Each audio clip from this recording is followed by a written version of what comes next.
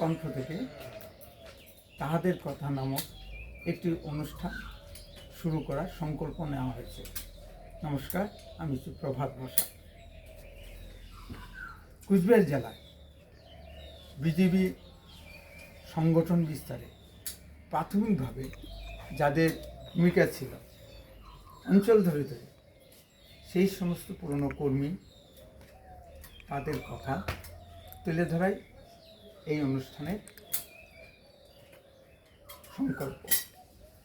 আজকে আমরা দেশীয় অঞ্চলের পুরনো কর্মী শ্রদ্ধেয় বীরেন্দাকে পেয়েছি।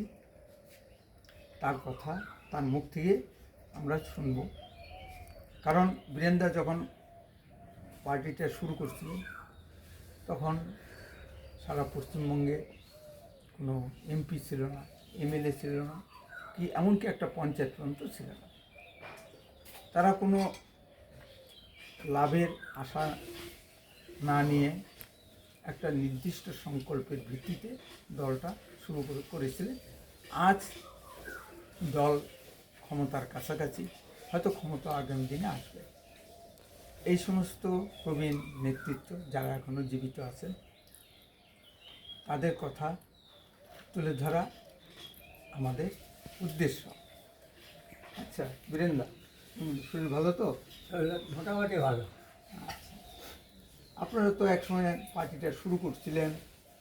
হ্যাঁ, শুরু করছিলাম মানে প্রথম বিজেপির দেওসরাই আমি প্রতিষ্ঠান করি। মন্টুবাবু, সুরেন কুমার এরাই আমাকে পার্টিতে নিয়ে আমাকে এখানে দায়িত্ব দিল। আমি এখানে প্রথম হতে পার্টি সেটা বহুদিন তখনকার কোনো এমপি ছিল না। তারপরে তো হলো এমপি দুইজন, অনেক সন্ত্রাসের বিশাল সন্ত্রাসের সামনাসামনি হয়েছেন মোকাবিলা করতে। সিপিএম আমলের সন্ত্রাস, সিপিএম আমলে সন্ত্রাস তো সেই আমি তো জায়গা জায়গা মানে আটক করছে, আমাকে ঘিরাও করছে, কিন্তু আমি তবুও বাদ দেয় নাই। এখন পর্যন্ত আমি পার্টি করতেইছি। এখনও যে আমার বয়স হয়েছে, আমার ছেলেকেও দিচ্ছি পার্টি।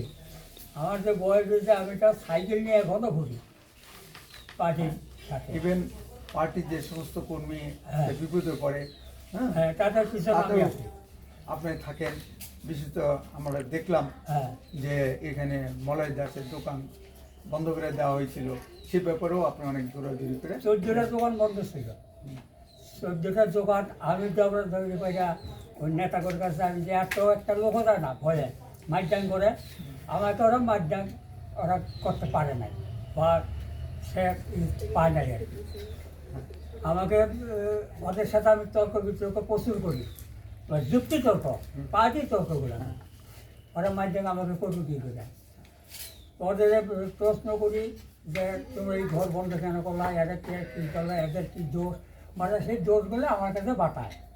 কই যে ঠিক আছে, ওগুলো তো স্বাভাবিক হয়, তবু ঘরগুলো খুলে দেওয়া হোক, আর যদি না খুলে দেবো তাও বলো, এইভাবে বলি। তাহলে আমি চেষ্টা করবো। পরে ওরা কল না, আমরা ওদের সভাপতির কাছে গেছি, সবার কাছে আমি ঘুরে ঘুরে ঘরগুলো সব। আপনি যখন হ্যাঁ বিজেপিতে আসছেন তখন কেন্দ্রীয় স্তরের নেতৃত্ব ছিল আদবানি বাজপেয়ী, হ্যাঁ আটবাড়ি এবং রাজ্য স্তরের নেতৃত্ব ছিল মাননীয় তপন শিকদার। হ্যাঁ, তখন তাদের অনুপ্রেরণায় হ্যাঁ তখন শিকদারের জন্য সবাই আমি ছিলাম, তখন শিকদারের জন্য সবাই করি। গেছি। হ্যাঁ, একটা কথা বলতেই হয় যে আপনার স্ত্রী সহধর্মিনী, তার সাহায্য না পেলে নিশ্চয়ই আপনি পার্টিটা করতে পারতেন না। অবশ্য হ্যাঁ, কি বলি ঠিক কিনা? হ্যাঁ, আপনিও আপনিও সহযোগ দিয়েছেন। তখন ছেলে ছোট ছিল, গরু বাছুনে এত জমি জমা, গরু বাছুর নিয়ে, তারপরেও আপনি প্রোগ্রামগুলোতে গেছেন। প্রতিটা প্রোগ্রামে গেছি। আমাকে নেতারা জানে যে অমুক আসছে যে কোনো প্রোগ্রাম। কুচবিহার জেলায় পার্টির প্রতিষ্ঠাতা সুরেন্দ্র রায় কুমার, তারপরে রবীন্দ্রনাথ বাবু ওরফে মন্টু বাবু, তারা আর জীবিত নেই, তারা পুরোপুরি চলে গেছেন।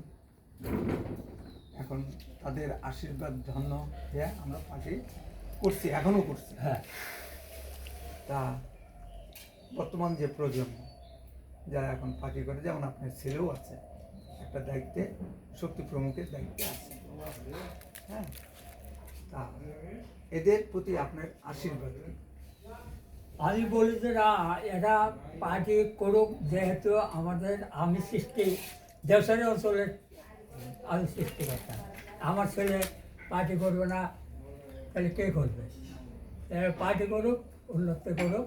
এখনকার পার্টির সুদিন আসতেছে, সুদিন অনেকেই- দুর্দিনে তো আমি ছিলাম। হ্যাঁ, অনেকেই সন্ত্রাস এবং নানা হ্যাঁ, আর্থিক নানান- প্রলোভনে হয়তো দল ছেড়ে দিছে। হ্যাঁ, এর দুর্দিনে কিন্তু- থাইকা তো 3টা পঞ্চায়েত জিতেছিলাম জিতে- তখন সিপিএম আপনার নেতৃত্বে সিপিএম আমলে 3টা পঞ্চায়েত জিতছে, এটা রেকর্ড, সিপিএম ম্যাডাম বলে এটা রেকর্ড, আমার নেতৃত্বে। হ্যাঁ, এটা রেকর্ড।